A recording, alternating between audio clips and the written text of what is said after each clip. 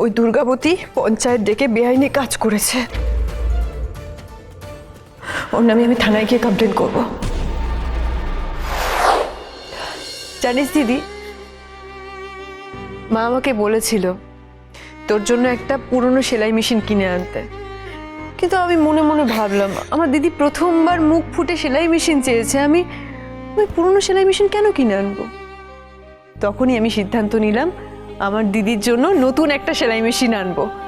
আমি বই কেনার জন্য কিছু টাকা জমিয়েছিলাম, সেই টাকা নিয়ে গিয়েছিলাম বোলপুরে সব থেকে বড় দোকান থেকে তোর জন্য একটা সেলাই মেশিন আনবো, তোকে সারপ্রাইজ দেবো ভেবেছিলাম আমি। কিন্তু দেখ, আমি নিজেই সারপ্রাইজড হয়ে গেলাম। তুইও আমাকে এরকম বোকা বানালি, আমাকে মিথ্যে কথা বললি। তোর থেকে এটা আমি আশা করিনি দিদি। এত লড়াইয়ের মাঝে এটাই আমার পাওনা যে দুর্গাবতীর মতো একজন ভালো মানুষের সাথে আমার পরিচয় হয়েছে, আর তিনি আমার পক্ষেই রায় দিয়েছেন। কে দুর্গাবতী মা? ওকে কোনো সুপ্রিম কোর্টের জাজ নাকি কোনো ম্যাজিস্ট্রেট? কে ও? ওর কোনো যোগ্যতা নেই আমাদের ন্যায় বিচার পাইয়ে দেওয়ার।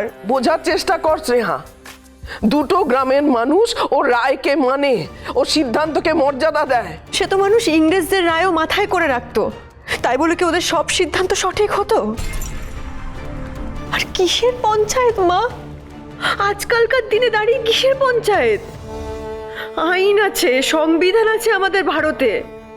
আর পঞ্চায়েত, এই পঞ্চায়েত দুর্গাবতীদের মতো লোকজনের জন্যই, যারা রাজার মতো চেয়ারে বসে নিজেদেরকে বিশাল পাওয়ারফুল মনে করে, এটা ভেবে ওরা আনন্দ পায়। ওই দুর্গাবতী পঞ্চায়েত ডেকে বেআইনি কাজ করেছে, ওর নামে আমি থানায় গিয়ে কমপ্লেন করব।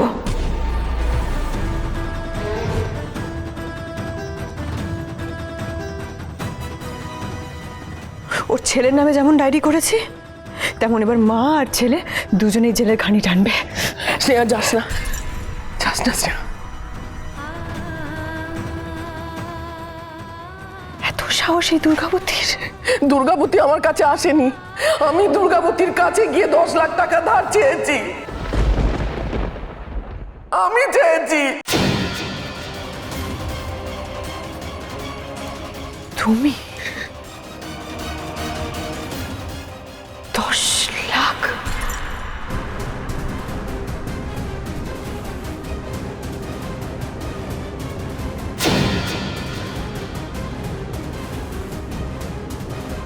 আর কি কি লুকিয়েছো তুমি আমার থেকে? আমি আর লুকোচুরির বোঝা বইতে পারছি না মা, আমাকে প্লিজ সত্যিটা বলো। আমি আর পারছি না, আমার খুব কষ্ট হচ্ছে মা, প্লিজ আমাকে বলো। আর কি কি লুকিয়েছো আমার থেকে? প্লিজ বলো, আমার বলো মা, প্লিজ আমাকে বলো। স্নেহা এভাবে ভেঙে পড়িস না মা, আমি আর পারছি না মা, আমি হাঁপিয়ে উঠেছি, আমার খুব কষ্ট হচ্ছে, প্লিজ আমাকে বলো, সত্যিটা বলো মা।